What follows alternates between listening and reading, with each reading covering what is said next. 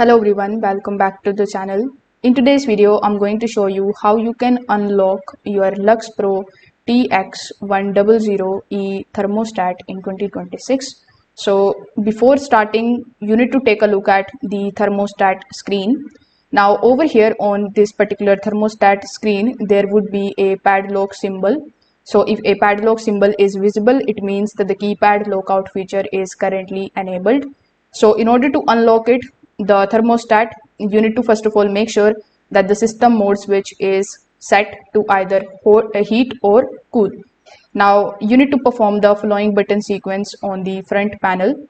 So first of all, you need to press the next button. After that, you need to press the next button 3 more times. Finally, you need to press the hold button. So if entered correctly, that padlock icon should disappear from the display. This indicates that the keypad has been unlocked and you can once again adjust the temperature and other settings. So to verify the thermostat is unlocked, you can just simply use these up and the down buttons for setting the temperature. If the set temperature changes normally, it means the unlock process was successful. So let me just quickly recap it. You need to first of all press the next button once.